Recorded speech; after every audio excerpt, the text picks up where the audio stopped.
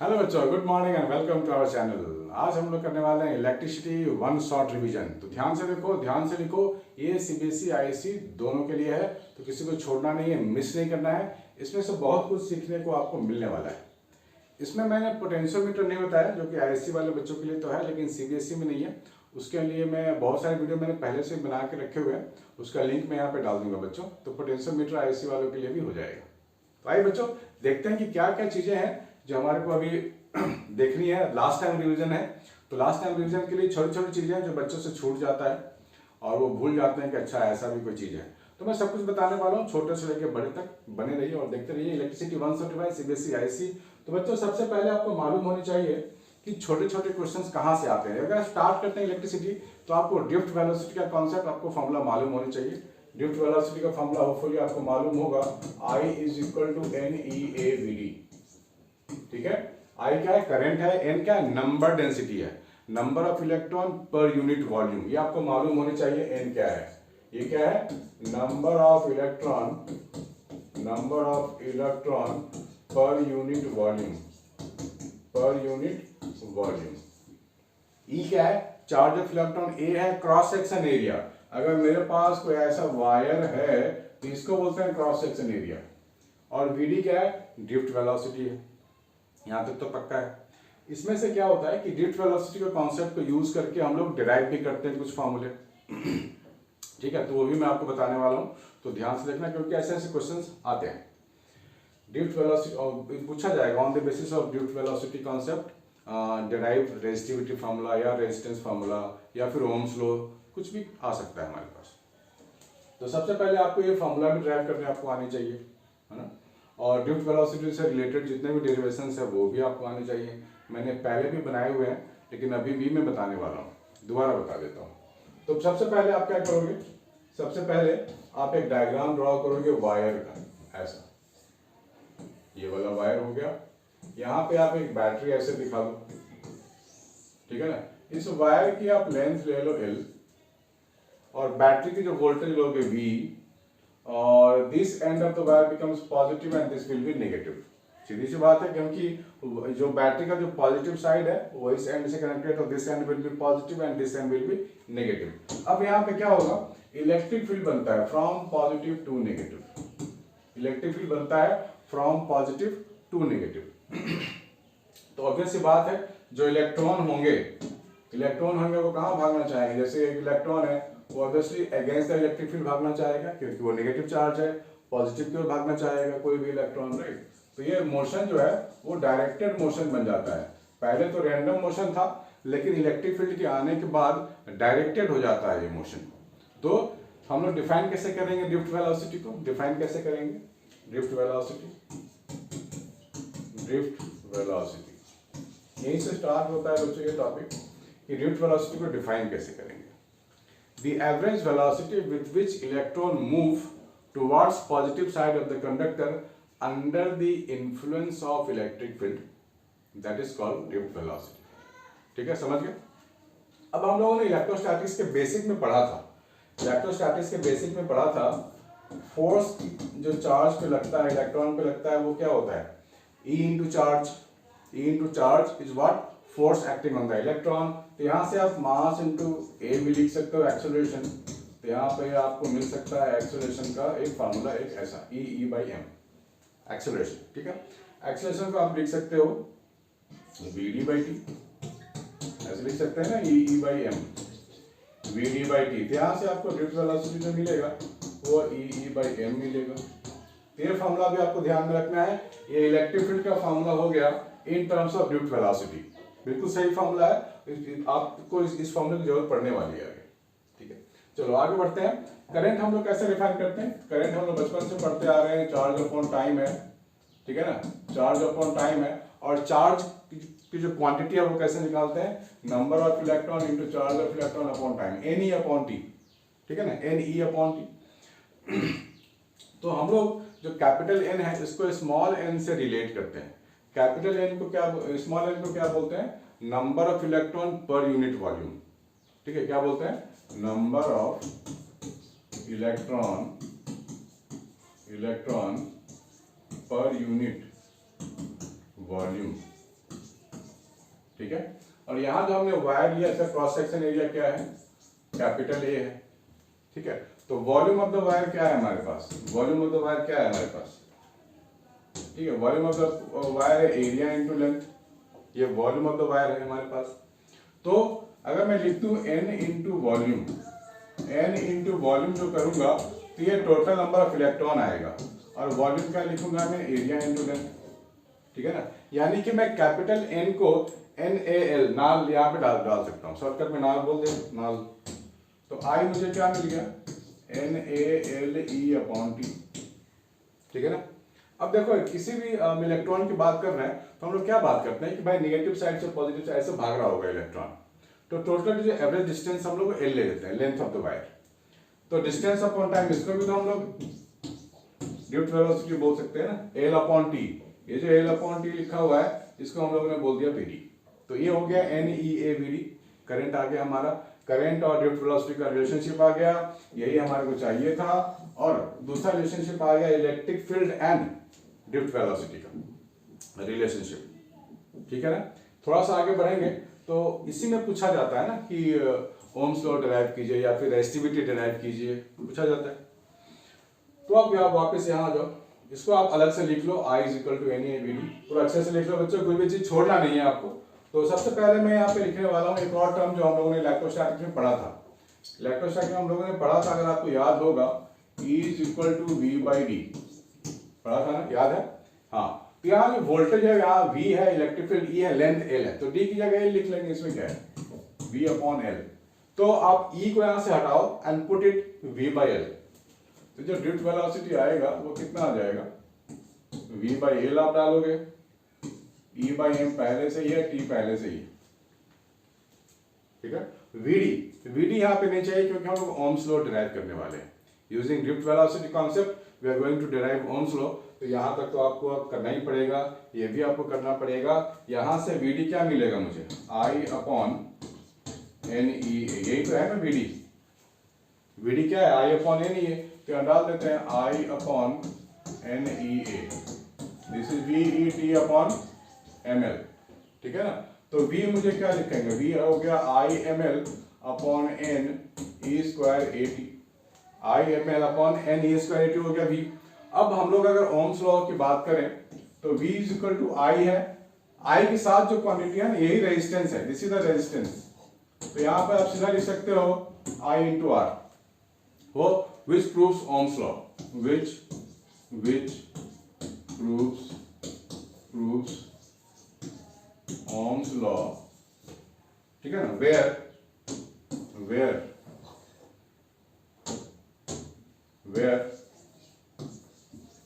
R is equal to ml/n E²AT, ठीक है बच्चों, जल्दी से नोट कर लो फिर आगे बढ़ते हैं,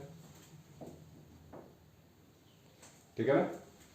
अगर R = ml/n E²AT लिख रहे हो ना, लिखना बहुत जरूरी है बच्चों, इसको देखना नहीं सिर्फ बल्कि लिखना भी है। अब अगर हम लोग रेजिस्टिविटी की बात करें तो R = ρL/A, क्लास 10 से ही पढ़ते आ रहे हैं ना, क्लास 10 में भी तो था R = ρL/A, यानी कि L/A के साथ जो क्वांटिटी है वो रेजिस्टिविटी है। तो L/A को आप छोड़ दो, तो आपको रेजिस्टिविटी मिल जाएगा बाकी चीजें, यानी कि यहां से मेरे को रेजिस्टिविटी मिल गया, क्या मिल गया, m/n E²T, this is resistivity, है ना। रेजिस्टिविटी एंड टाइम, इसको बोलते हैं इनवर्सली रिलेशन, ठीक है ना। ये सारा का सारा जो आपको फॉर्मूला है कहीं ना कहीं यूज होने वाले हैं सारी चीजों में। सीरीज पैनल आपको मालूम है, वीटस्टोन ब्रिज आपको मालूम है, पोटेंशियोमीटर सीबीएसई वालों को नहीं करना है, आईसी वालों को करना है, तो मैंने उसको वीडियो बना रखा है, लिंक मैं यहाँ डाल दूंगा, ठीक है बच्चों।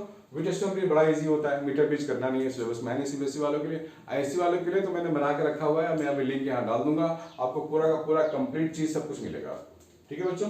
तो आगे बढ़ते हैं और कुछ क्वेश्चंस करने की कोशिश करते हैं। क्वेश्चंस अगर करें तो सबसे पहले ये आप एक क्वेश्चन देखो, सबसे पहले आप ये क्वेश्चन देखो, the plot of the variation of the potential difference. Question को ध्यान से देखो, पहले खुद से ट्राई करके देखो।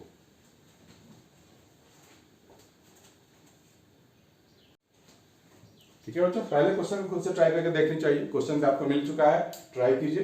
The plot of the variation of the potential difference across a combination of 3 identical cells in series versus करने show in the figure what the EMF of each cell. बहुत ही आसान क्वेश्चन है, क्वेश्चन नंबर 1 है, एक number का question नहीं है। हम लोगों ने ऐसा ग्राफ भी देखे हुए हैं, हम लोगों ने टॉपिक पढ़ाई करी थी टर्मिनल पोटेंशियल डिफरेंस। क्या पढ़ाई करी थी? टर्मिनल पोटेंशियल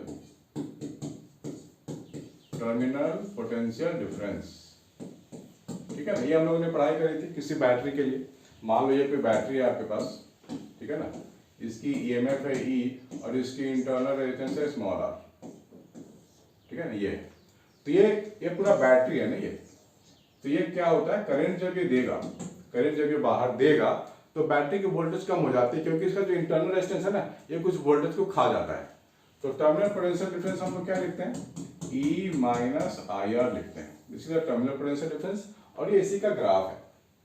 अगर आपको मैथ्स थोड़ा सा भी आता है तो आप स्ट्रेट लाइन के इक्वेशन से कंपेयर करोगे, ये जो स्लोप है ना, ये स्लोप आपको मिलेगा माइनस आर। स्ट्रेट लाइन के इक्वेशन से कंपेयर करोगे, y is equal to mx plus c, right, y is equal to mx plus c से कंपेयर करोगे ना, तो ये क्या है? y है और i क्या है? x है, ठीक है। तो ये क्या हो जाएगा? c हो जाएगा और ये हो जाएगा slope, this is the slope, y is equal to mx plus c. तो स्लोप यहाँ पे माइनस आर है, ठीक है। तो ये हो गया slope is equal to minus R. और c क्या होता है? c होता है y इंटरसेप्ट, लाइन जहां पर y इंटरसेप्ट पे मिलेगा इसको बोलते हैं c, this is your c। तो इस केस में जो c है वो 6 वोल्ट है, यानी कि जो ईएमएफ है वही c है और वो 6 वोल्ट है। तो तीन बैटरी को कंबाइन करके 6 वोल्ट है ना, तो एक बैटरी के लिए कितना हो जाएगा? E बाई कितना हो जाएगा? E बाई 3, E है 6 डिवाइड बाई 3, तो 2 वोल्ट हो गया, ठीक है ना। 2 वोल्ट हो गया किसी एक बैटरी का ईएमएफ। ईच बैटरी बोला गया है ईएमएफ ऑफ ईच सेल, तो वो हो जाएगा 2 वोल्ट। चलो अच्छी बात है। क्वेश्चन नंबर 2 कर लेते हैं। Two conducting wires x and y of same diameter across a battery. Diameter सेम है, का मतलब area 1 is equal to area 2। If the number density of electron in x, दो वायर्स हैं, x है और एक y है, x और y, दोनों के डायमीटर क्या है? सेम है। Number density of electron is twice in y, x में ट्वाइस है, मतलब यहाँ पे 2n ले रहे इलेक्ट्रॉन तो यहाँ पे n लेना पड़ेगा, ठीक है। Find the ratio of drift velocity of electron in the two wires. Ratio of drift velocity, ये ix ले लो, ये iy ले लो। तो जो ड्रिफ्ट वेलोसिटी होता है वो क्या होता है? NEAVD होता है। यहाँ पर नंबर डेंसिटी और एरिया की बात हो रही है ना, तो अगर हम लिखें Ix अपॉन Iy, तो x के लिए क्या लेंगे? 2n लेंगे, E लेंगे, एरिया लेंगे, ड्रिफ्ट वेलोसिटी लेंगे, और इसके लिए बात करेंगे तो नंबर डेंसिटी n लेंगे और E लेंगे, एरिया तो सेम है, इंटू VD y कर दो, इसको VD x कर दो, ठीक। अब टू कंडक्टिंग वायर्स है x and y of same diameter across a battery, across same diameter, two conducting wires x and y of same diameter across a battery, मतलब दोनों वायर को ऐसे जोड़ा गया है across the battery, ऐसे जोड़ के रखा गया है। कुछ इंफॉर्मेशन नहीं है तो एक ही लाइन में जोड़ेंगे, तो करंट यहाँ पे तो सेम होगा, करंट यहाँ पर सेम लेंगे हम लोग, NEA कट गया, यहाँ बच गया हमारे पास 1/2 ड्रिफ्ट वेलोसिटी इन x अपॉन ड्रिफ्ट वेलोसिटी इन y। सो इसका रेशियो आ गया 1:2, ठीक है बच्चों, ठीक है ना। चलो आगे बढ़ते हैं, जल्दी जल्दी, छोटे छोटे क्वेश्चन हैं। Show a graph on the variation of resistivity with temperature for a typical semiconductor. जब सेमीकंडक्टर की बात होती है तो क्या होता है? रेजिस्टिविटी का फॉर्मूला हम लोगों ने अभी देखा, m/n(e²t), ये देखा हम लोगों ने। अब होता क्या है कि जब टेम्परेचर को आप रेज करोगे ना तो क्या होगा सेमीकंडक्टर में? जैसे सिलिकॉन मान लो, उसको हम लोगों ने हीट किया तो उसके इलेक्ट्रॉन टूट के ना पूरी इलेक्ट्रॉन की बाढ़ सी आ जाती है, इलेक्ट्रॉन की संख्या बढ़ जाती है, यानी कि number density of electron increases, ठीक है ना। और उनकी जो रिलैक्सेशन टाइम है, जो टाइम जो है ना आपस में जो कोलाइड होते हैं, कोलिजन के बीच का टाइम है वो रिलैक्सेशन टाइम बोलते हैं। वो मान लो इलेक्ट्रॉन यहाँ पे कोलाइड किया, फिर यहाँ कोलाइड किया, लेकिन ये तो गैप रह गया ना, इतना में कोलिजन नहीं हुआ। इसको बोलते हैं एवरेज रिलैक्सेशन टाइम। लेकिन जब आप टेम्परेचर को इंक्रीज करोगे, जब आप टेम्परेचर को इंक्रीज करोगे तो ये ज्यादा एक्साइटेड हो जाता है, फिर टाइम गैप कम हो जाता है, ये बहुत ही फटाफट फटाफट फटाफट स्ट्राइक करता है दूसरे को। ठीक है, तो ये जब टेम्परेचर रेज करते हैं, ध्यान से देखना, जब टेम्परेचर को रेज करेंगे तो नंबर डेंसिटी ऑफ इलेक्ट्रॉन बढ़ेगा, क्योंकि बॉन्डिंग टूटने लगी और इलेक्ट्रॉन बढ़ने लगे, फ्री इलेक्ट्रॉन्स बढ़ने लगे, और उनकी एवरेज रिलैक्स करने की टाइम कम हो गई, क्योंकि उनकी कोलिजन बहुत ही फ्रिक्वेंटली होने लगी। ठीक है ना, लेकिन ये जो एनटी का फैक्टर होता है ना, एन डोमिनेट करता है, एन बहुत बड़ा वैल्यू होता है और टी छोटी वैल्यू होती है, तो एनटी का जो टोटल जो वैल्यू होगा वो इंक्रीज के नेचर में होता है। ठीक है ना, आप यहाँ ध्यान से देखो, ये एन है और ये टी है, तो ये फैक्टर जो कंबाइंड फैक्टर बना वो इंक्रीजिंग का फैक्टर बना, तो ऑब्वियस सी बात है resistivity will keep down. Semiconductor की बात हो रही है, कंडक्टर की नहीं। तो अगर आप रेजिस्टिविटी और टेम्परेचर की बात करोगे तो ग्राफ इज लाइक दिस। ठीक है ना, ये ग्राफ आपको मिलेगा, तो स्टैंडर्ड ग्राफ है ना, y is equal to some constant upon x, ये वाला ग्राफ है, x इंक्रीज होगा तो y डिक्रीज होगा, x अगर डिक्रीज होता है तो y इंक्रीज होता। ठीक है ना, ओके, चलिए ये हो गया हमारा, आगे बढ़ते हैं थोड़ा। ये ट्राई करो बच्चों, थोड़ा सा क्वेश्चन है, ब्रेक लेके आता हूं, ट्राई करो।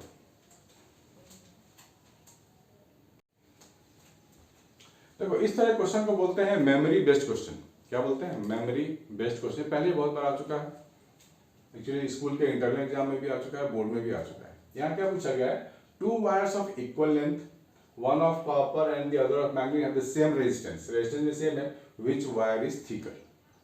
तो आप सबसे पहले फटाफट क्या करोगे, फॉर्मूला लिखोगे R is equal to rho L by A।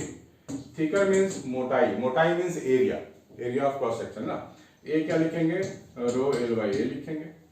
तो यहां पे बोला गया इक्वल लेंथ है और क्या बोला गया, सेम रेजिस्टेंस है, तो ए सॉरी R होगा सेम, तो L बाई A का रेशियो सेम है, यानी कि जिसकी रेजिस्टिविटी ज्यादा होगी ना वही ज्यादा मोटा होगा, उसी का एरिया ज्यादा मोटा होगा, ज्यादा एरिया फैक्टर होगा। ये तो मैंगनीज, आप इनको यहाँ पे ना एक चीज याद रखनी है कि resistivity of manganese is greater, resistivity of manganese is greater than resistivity of copper. ठीक है ना, रेजिस्टिविटी ज्यादा का मतलब एरिया ज्यादा, तो मैंगनीज का रेजिस्टिविटी ज्यादा है तो ज्यादा थिक वायर होगा। है छोटा सा आंसर है, लेकिन ये आपको मेमोरी में कहीं फिट कर लो, ये इंपॉर्टेंट है, इसको कहीं बोल्ड में कहीं पे लिख लो। इसके बाद हमारे पास है EMF of a cell is always greater than its terminal voltage Y, give reason, है ना, Y गिव रीजन। तो बच्चों हमें यहाँ पे रीजन मांगा गया है, देखो अभी अभी हम लोगों ने लिखा था terminal potential difference V is equal to what, E minus IR, ये अभी लिखा था ना हमने, V is equal to E minus IR, क्योंकि internal resistance always consume some voltage of this battery, तो EMF तो कम होगा ही होगा। ठीक है ना, तो क्या लिखेंगे आंसर हम लोग, due to internal resistance the total EMF of the battery is not available for the outer circuit, internal resistance consume some part of the EMF and hence which makes potential difference, so potential of the battery is always lesser. Equal भी हो सकता है, EMF के equal भी हो सकता है, कब, जब ये करंट ही ना दे, बैटरी करंट ही ना दे, यानी कि I 0 हो जाए तब भी हो सकता है, V is equal to E, या फिर इंटरनल रेजिस्टेंस अगर बैटरी का 0 हो जाएगा तब भी हम लिख सकते हैं V is equal to E। इसको बोलते हैं आइडियल बैटरी। यहाँ ये भी पूछा जा सकता है, what do you mean by ideal battery, तो क्या बोलेंगे हम लोग, जिसकी इंटरनल रेजिस्टेंस 0 हो वो आइडियल बैटरी। ठीक है, आसान सा। चलो आगे, define the term mobility of charge carriers in a conductor, right it's SI unit. Mobility भी एक इंपॉर्टेंट टर्म है बच्चों, ये पढ़ना है। तो मोबिलिटी का जो सिंबल होता है जनरली ऐसे दिखाते हैं, म्यू डी, ये होता है drift velocity upon electric field. Drift velocity के लिए क्या लिखेंगे हम लोग, मीटर पर सेकंड लिखेंगे, है तो वेलोसिटी ही, और ये क्या लिखेंगे इलेक्ट्रिक फील्ड के लिए, न्यूटन पर कूलम, न्यूटन अपन कूलम लिख सकते हैं ऐसे, या फिर वोल्ट पर मीटर भी लिख सकते हैं। ये तो एक यूनिट हो गया, दूसरा मीटर पर सेकंड तो रहेगा ही, वोल्ट पर मीटर भी लिख सकते हैं। ये मीटर ऊपर चला जाएगा तो ये मीटर स्क्वायर हो गया, वोल्टेज -1 एस -1, ये भी लिख सकते हैं हम लोग और ये भी लिख सकते हैं, आपकी मर्जी है, दोनों में से कुछ भी आप लिख सकते हो, कोई फर्क नहीं पड़ता। सो variation of resistivity of copper is a function of temperature. देखो मेटल है, कॉपर क्या मेटल है और इसकी टेम्परेचर के साथ क्या होती है, इसकी वेरिएशन ऐसे होती है, रेसिस्टिविटी और टेम्परेचर कॉपर के लिए है, ये याद कर लो, काम आएगा, इसमें दिमाग नहीं लगाना है, बस याद करना है।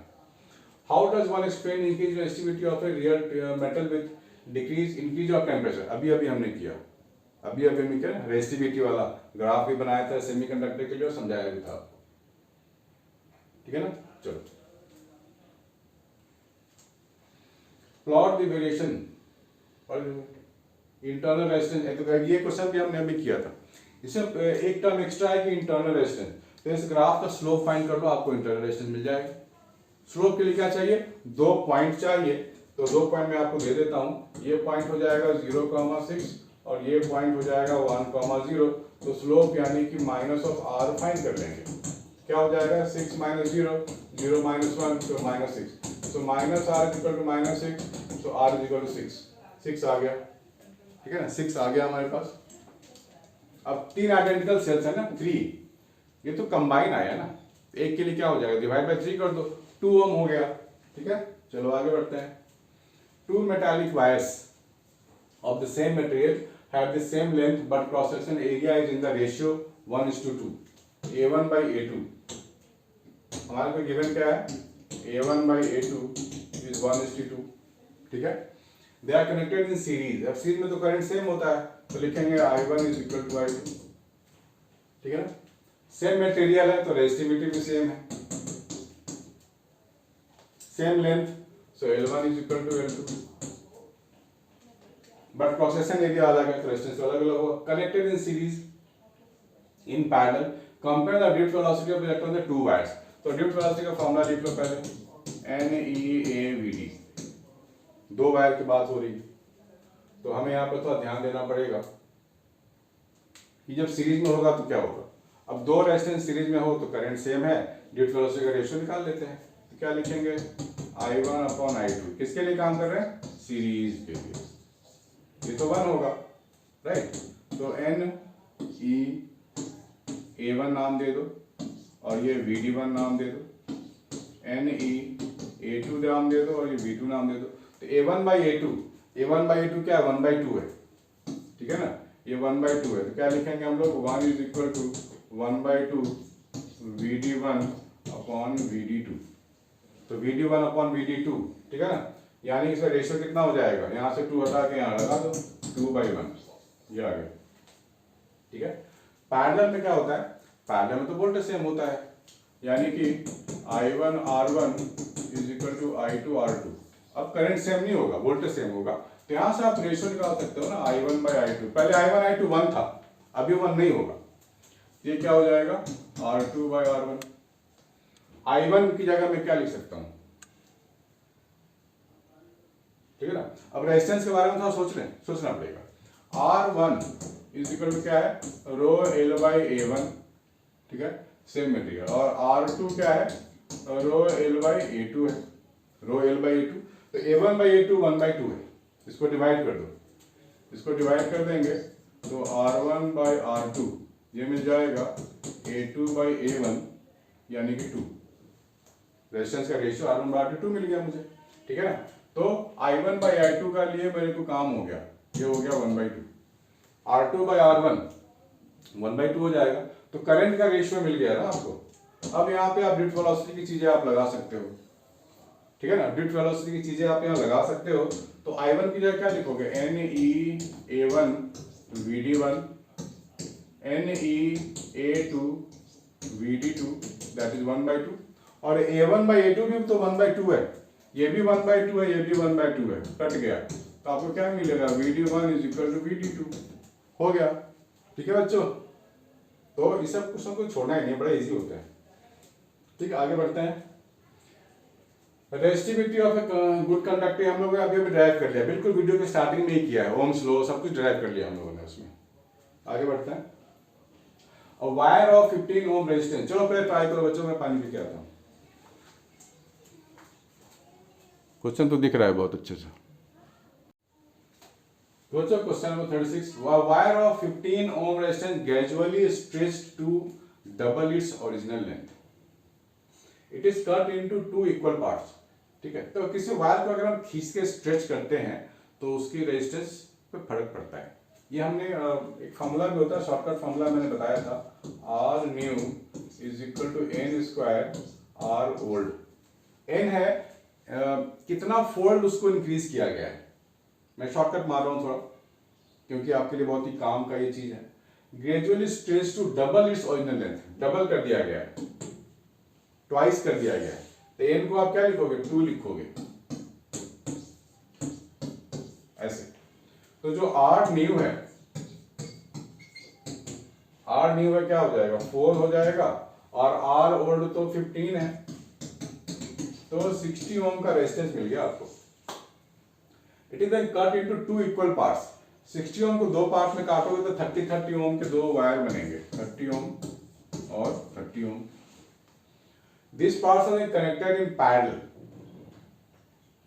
across a 3 volt। पैरेलल में लगाएंगे तो क्या होगा, 1/r क्या हो जाएगा, 1/30 प्लस 1/30 यानी कि 2/30 यानी कि 1/15 यानी कि r की वैल्यू 15 ओम आ गई। बैटरी क्या है, 3 वोल्ट है, तो बैटरी से करंट कितना निकलेगा वो पूछ रहा है आपसे। तो आप क्या लगाओगे, 3 volt is equal to I into 15। ठीक है ना, तो I की वैल्यू आ गई 3/15 यानी कि 1/5 यानी कि 0.2 एम्पियर। देखो ये तो लल्लू क्वेश्चन था बच्चे, आगे बढ़ते हैं। In the given circuit assuming point A to be at 0 potential, A पे ले लो 0 potential, use Kirchhoff's rules to determine the potential at A and B। use Kirchhoff's rule to determine the potential at A and B। Potential at A, हालांकि A पे तो potential 0 है, potential at B मांगेगा, ये ए नहीं मांग रहा है। बी पे पोटेंशियल बोला गया है फाइंड कीजिए यूजिंग किरचॉफ्स रूल्स। ठीक है ना, तो कर लेते हैं। ध्यान से देखो, पहले करंट को डिस्ट्रीब्यूट करेंगे। देखो यहाँ से 2 एम्पियर आ रहा है, 1 एम्पियर चला गया इधर। ठीक है ना, तो इधर कितना जाएगा, 1 एम्पियर इधर आ जाएगा, 1 एम्पियर इधर है,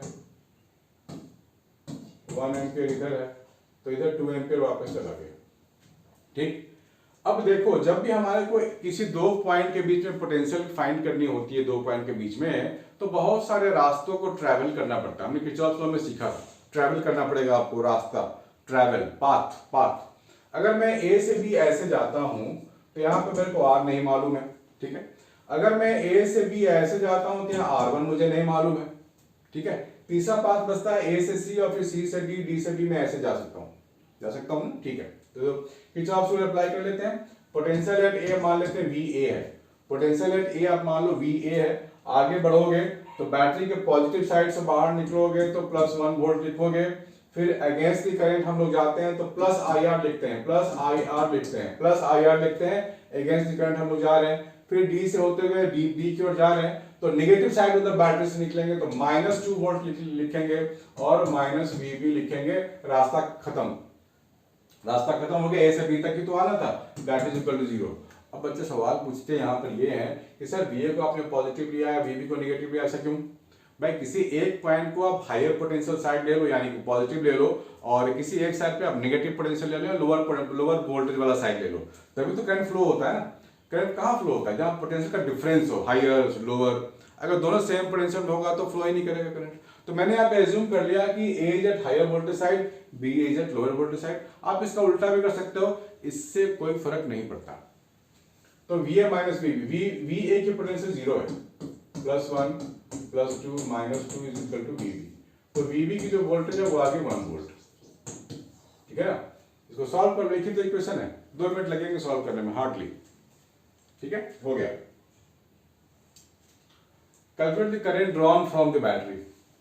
ये लो, ये भी बहुत लंबी क्वेश्चन है। यहां पर आपको फाइंड करनी है रेशियो ऑफ रेजिस्टेंस, आउटर वाला रेशियो।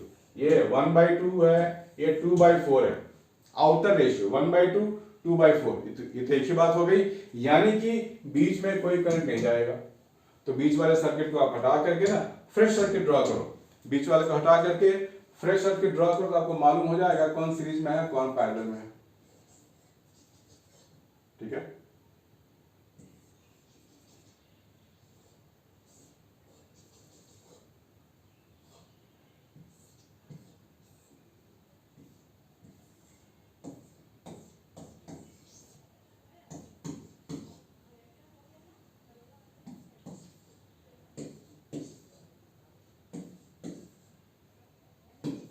ये ऐसे हो गया। यहां पर आपको दिख रहा है कौन सीरीज में है कौन पैरेलल में। देखो 1 वाला 2 से डायरेक्टली अटैच है तो 3 हो गया, 2 वाला 4 से डायरेक्टली अटैच है तो 6 ओम हो गया। 3 ओम और 6 ओम आर इन पैरेलल। क्या लिखेंगे 1/r 1/3 प्लस 1/6, ठीक है ना। तो क्या करें, ये हो जाएगा 9/18 यानी कि 1/2। सो टोटल रेजिस्टेंस 2 ओम मिल गया मुझे, टोटल रेजिस्टेंस 2 ओम मिल गया, ठीक है। अब हम लोग लगाएंगे ohm's law, V equal to I R. V क्या है 4 है, I पता नहीं, R की वैल्यू 2 है, I की वैल्यू मिल गई 2 एम्पियर। मजा है, 2 एम्पियर हो गया। आगे चलो आगे है using the value of R, using calculate the value of R। R की वैल्यू यहाँ अननोन है, ये आपका यहाँ पे अननोन है। करंट गिवन है 0.2 ampere. What will be the potential difference between the point B and E। B and E के बीच में आपको पोटेंशियल डिफरेंस वोल्टेज मांगा गया है। तो आप एक काम करो, पहले सर्किट लग रहा है कॉम्प्लिकेटेड, पहले क्वेश्चन देख लिया ना आपने, पॉज करके खुद से ट्राई करके देखो, वीडियो को पॉज करके खुद से ट्राई करके देखो। चलो ठीक है, ठीक है ना। तो पॉज करके आप ट्राई करो पहले, तो आपको क्या मिलेगा, आपको पहले ये करना पड़ेगा कि भाई सर्किट कितना जो कॉम्प्लेक्स लग रहा है इसको छोटा कर लेते हैं। देखो 5 और 10 डायरेक्टली अटैच है तो 15 हो जाएंगे। 15 और 10 का आप निकालो, 15 और 10 का कितना हो जाएगा 6 हो जाएगा। 6 5 और 10 15, 15 और 10 पैरेलल में 150/25 तो 6 हुआ ना। तो यानी कि इन तीनों को हटा के आप एक रेजिस्टेंस लिखोगे 6। चलो ड्रॉ कर लेते हैं भाई, ड्रॉ कर लेते हैं ऐसे। ये R हो गया,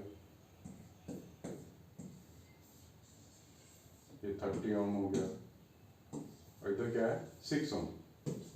देखो 30 और 6 फिर से पैरेलल में है, तो क्या करेंगे, पैरेलल में है तो टोटल रेजिस्टेंस और टोटल कितना हो जाएगा 6 × 30/36 5 ओम मिल गया।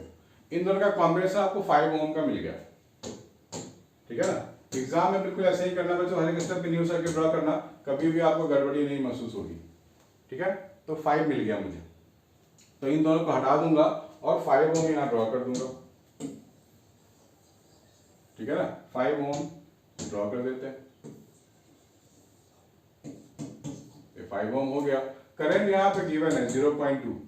बैटरी को ध्यान से देखो, ये 3 वोल्ट की बैटरी है और ये 8 वोल्ट की बैटरी है, ठीक है। ये 15 ओम है, हो गया, ठीक है ना।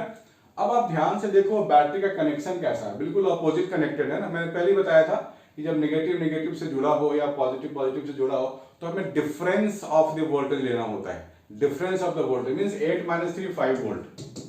करंट कितना है, मैं लगा रहा हूँ V = I × R टोटल, ये वाला ओम्स तो लगा रहा हूँ, सीधा सीधा बोल दूं तो V = I × R। R क्या हो जाएगा 15 + R + 5 यानी कि 20 + R, 20 + R, ये होगा ना 15 + 5 + R, ठीक है। तो 5 = 2/10 हो गया है, दिस इज 20 + R मिल गया मुझे, ये हो गया 25 × 20 + R। तो R की वैल्यू मेरे को मिल गई 5 ओम, है ना आसान। R की value 5 ohm, please make a note.